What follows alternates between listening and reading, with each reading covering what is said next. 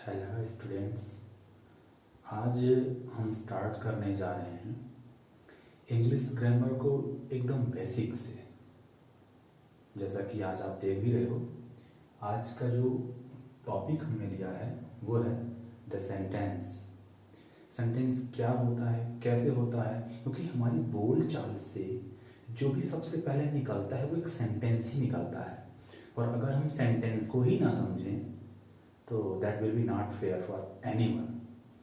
तो सेंटेंस को समझने के लिए इंग्लिश ग्रामर में बहुत छोटी छोटी चीज़ों को जानना जरूरी होता है, जिसमें कई छोटे छोटे वर्ड्स होते हैं। उन वर्ड्स की कितनी लिमिट होनी चाहिए, कितने वर्ड्स होने चाहिए, 2, 4, 6, 1, है ना। फिर उन वर्ड्स में क्या होना चाहिए, नाउन होना चाहिए, प्रोनाउन होना चाहिए, एडजेक्टिव होना चाहिए, सारे के सारे होने चाहिए, या कौन से इंपॉर्टेंट है उनका होना मैंडेटरी है, कौन से ऐसे हैं जो ना भी हो तो काम चल जाएगा।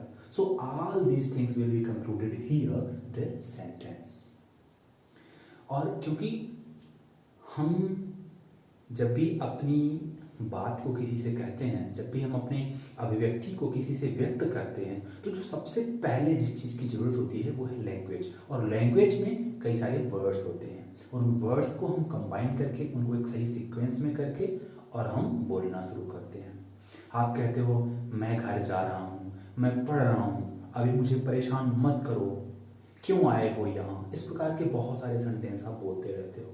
ये सारे के सारे हैं तो सेंटेंस, पर इनमें ऐसी क्या खास बात है कि हम समझें कि इंग्लिश में हाँ यही है sentence. So all these things are here. बस देखते चलिए। पहले डेफिनेशन देखते हैं। The sentence. देखिए, द सेंटेंस को जानने से पहले, जैसे कि अभी बात कर रहे थे कि इनके बीच में या इनके साथ में कौन कौन सी चीजें आएंगी, उनको समझना जरूरी है। देखिए क्या कह रहा है कि व्हेन वी स्पीक और राइट वी यूज वर्ड्स। जब कभी भी हम क्या करते हैं, स्पीक, बोलते हैं। हम जो भी बोलते हैं, suppose I am speaking something, I am trying to explain this term, this sentence, so what I am doing, I am speaking. तो हम जो भी स्पीक करते हैं, हम जो भी स्पोकन करते हैं, जो भी स्पीक करते हैं, और राइट, या फिर हम जो भी राइट करते हैं, what ever right here on the white board, that is sentence. तो हम जो भी बोलते हैं, जो भी लिखते हैं, वी यूज वर्ड्स, उसमें हम क्या करते हैं, वर्ड्स यूज करते हैं। अच्छा, अब बात वर्ड्स पर आ गई है तो ये समझ लेना जरूरी है कि व्हाट इज वर्ड्स। वर्ड्स होता क्या है। वर्ड्स का मतलब होता है स्मॉल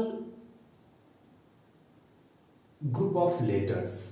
मैं स्मॉल यहां पर फिलहाल कहना चाहूंगा, स्मॉल ग्रुप ऑफ लेटर्स। आप अगर ऐसा भी कहें ग्रुप ऑफ लेटर्स तो कोई भी गलत नहीं होगा। तो यहां समझने की कोशिश करेंगे वर्ड्स का मतलब क्या होता है, ग्रुप ऑफ लेटर्स। यहां समझेंगे।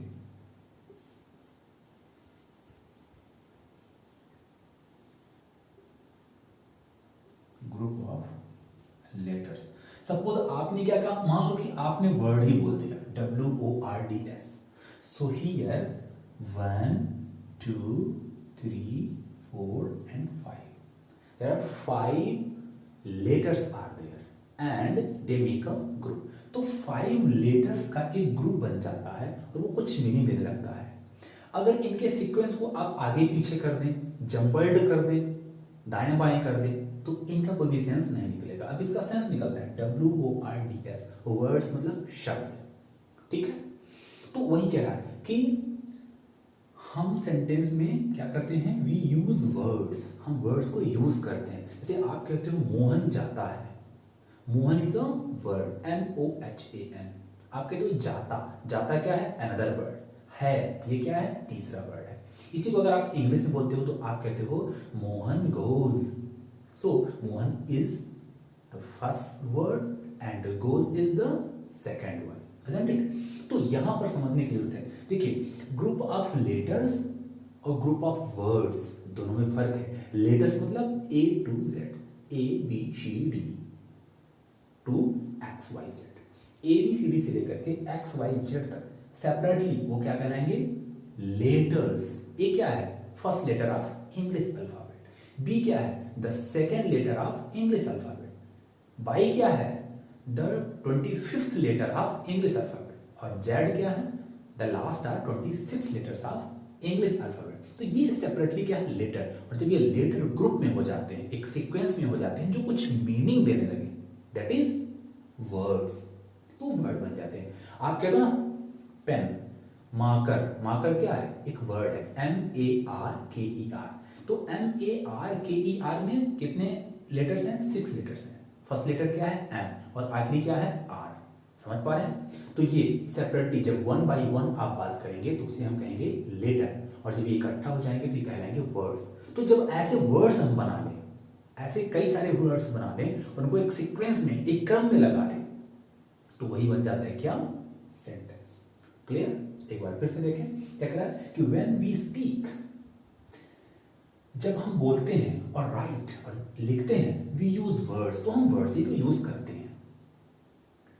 कैसे यूज करते हैं? इन अ ग्रुप, एक कॉम्बिनेशन में, एक ग्रुप में, एक समूह में, है ना, कलेक्टिवली। तो हम कलेक्टिवली या ग्रुप में उन वर्ड्स को यूज करते हैं, अकेले यूज नहीं करते। अकेले आपने कह दिया पेन, ये सेंटेंस नहीं बना। अकेले आपने कह दिया फैन, ये सेंटेंस नहीं बना। Isn't it? आगे बात करेंगे। देखिए क्या कह रहा है कि मेनी वर्ड्स, जब कई सारे वर्ड्स होते हैं, are used in a sentence, एक सेंटेंस में कई वर्ड्स यूज किए जाते हैं, मतलब एक या एक से अधिक वर्ड्स यूज किए जाते हैं। जनरली एक से ज्यादा ही हम यूज करते हैं। सेकेंड पॉइंट देखिए क्या कह रहा है, words are used in a meaningful order. हाँ, ये इंपॉर्टेंट चीज है।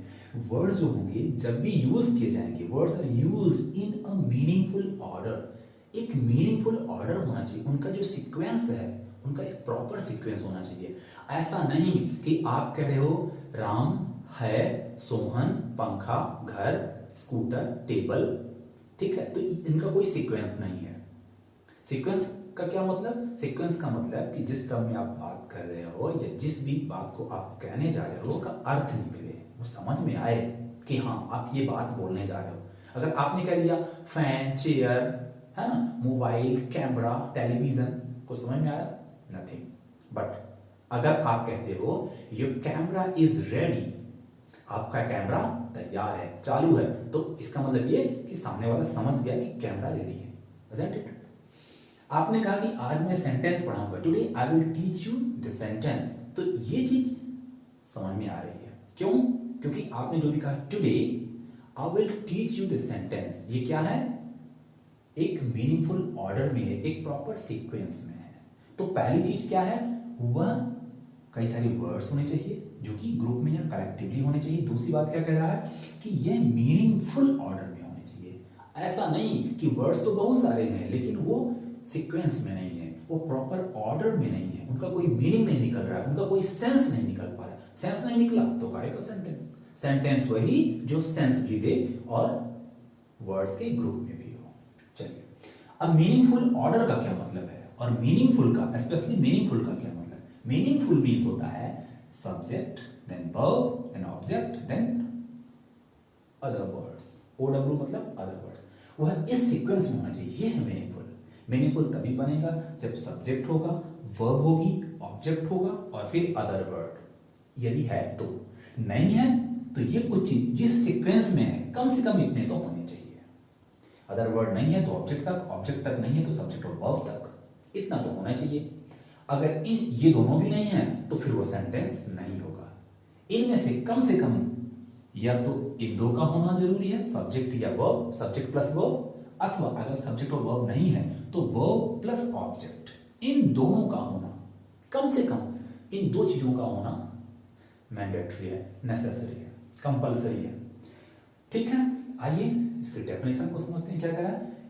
It means, what means? It means whatever there are. It means a group of words that makes a complete sense is called a sentence. एक ऐसा group of words, ये समझने की जरूरत है। Group of words, group of letters नहीं, ABCD नहीं, Ram, Mohan, Sohan, cat, बिल्ली, फैन, इट इत्यादि, है ना। तो group of words that makes a complete sense. ध्यान दो, सेंस भी क्या होना चाहिए? अ कंप्लीट, एक कंप्लीट सेंस होना चाहिए। इनकम्प्लीट है तो सेंटेंस नहीं है जनाब, वो कुछ और ही है, लेकिन है जरूर। और लास्ट में क्या कह रहा है, इज कॉल्ड अ सेंटेंस, वह क्या कहलाएगा, एक सेंटेंस कहलाएगा। तो सेंटेंस कहलाने के लिए 3 चीजों की जानकारी होनी चाहिए। पहला क्या है, ग्रुप ऑफ वर्ड्स, शब्दों का कलेक्शन, शब्दों का समूह, पहली चीज। दूसरा, उनका एक सीक्वेंस, उनका एक ऑर्डर। और तीसरा, वो बने मीनिंगफुल। ऑर्डर का मतलब ये नहीं कि मतलब है तो ग्रुप में सब लिखे हुए हैं, है ना, एक सीध में लिखे हुए हैं, लेकिन उनका कोई अर्थ ही नहीं निकल पा रहा है ना, तो ऐसे नहीं। जैसे एग्जांपल देखिए क्या लिखा है, I am reading English grammar, मैं इंग्लिश ग्रामर पढ़ रहा हूं। अगर इसी को मैं ऐसा कह दूं कि आई ग्रामर इंग्लिश रीडिंग एम, है तो ग्रुप ऑफ वर्ड्स, बट ये सेंटेंस नहीं होगा। क्यों नहीं होगा, क्योंकि सेंटेंस मीनिंगफुल का मतलब ये होता है सब्जेक्ट, वर्ब, ऑब्जेक्ट। क्लियर? तो यहां देखिए सब्जेक्ट आई, क्या कह रहा है यहां पे, I am reading English grammar, और ये क्या है, आई एम रीडिंग क्या है, इसकी वर्ब है, ये है हमारा सब्जेक्ट, ये है हमारी वर्ब, और इंग्लिश ग्रामर क्या है, हमारा ऑब्जेक्ट है। क्लियर?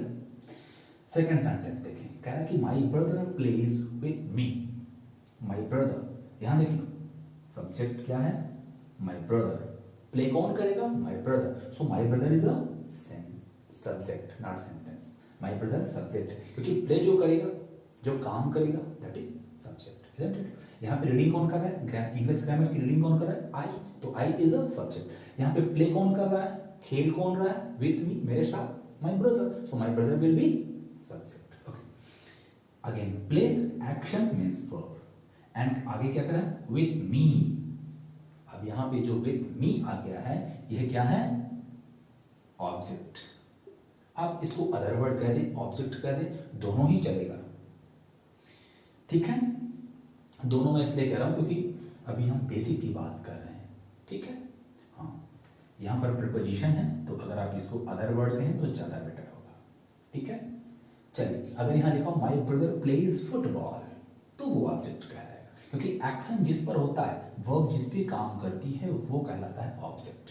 क्लियर? जैसे यहाँ पे रीडिंग का काम इंग्लिश ग्रामर पे, तो खेलने का काम वो मेंशन नहीं है, ठीक है। तो मैंने क्या कहा था कि या तो सब्जेक्ट और वर्ब होना चाहिए, पहला और दूसरा, तो वो सीक्वेंस बनाएगा, तो वो मीनिंगफुल होगा, अथवा दूसरा और तीसरा, कम से कम 2 का होना जरूरी है।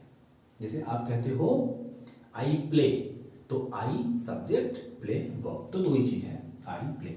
आप कहते हो गो देयर, तो गो क्या है, वर्ब, देयर क्या है, ऑब्जेक्ट, तो 2 ही चीज, 2 से कम तो नहीं होनी चाहिए।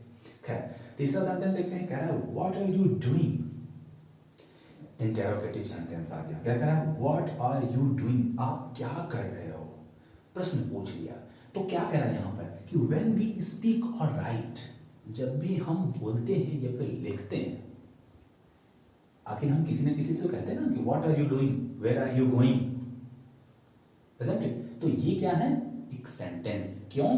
क्योंकि पहला ग्रुप, दूसरा ग्रुप, तीसरा ग्रुप, चौथा ग्रुप, ये 4 group of words, 4 group of words are there, isn't it? और वो क्या है, एक सीक्वेंस में है, जैसा सीक्वेंस कहता है सब्जेक्ट, वर्ब, ऑब्जेक्ट। देखो यहां पर ये यू आपका सब्जेक्ट है, ये इंटरोगेटिव है, सिंपल सेंटेंस में समझे, ये सब्जेक्ट है, ये वर्ब है, ये ऑब्जेक्ट है। इंटरोगेटिव में क्या होता है, इंटरोगेटिव में हम हेल्पिंग वर्ब को सब्जेक्ट के बाहर कर देते हैं और उससे पहले WH वर्ड लगा देते हैं सेंटेंस के सेंस के अकॉर्डिंग, ठीक है।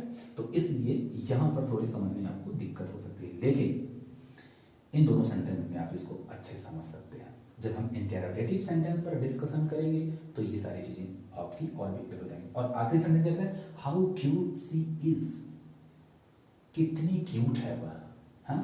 तो यहाँ क्यूट का मतलब खूबसूरत, है ना, आप समझ सकते हैं। तो यहाँ पर इस सिंबल को जरूर देखें, ये एक्सक्लेमेशन साइन। तो कहने का मतलब कि आपका जो सेंटेंस है, समझिएगा, आपका जो सेंटेंस है वह सिंपल हो सकता है, नेगेटिव भी हो सकता है, इंटेरोगेटिव हो सकता है, एक्सक्लेमेटरी हो सकता है, और इम्पेरेटिव हो सकता है।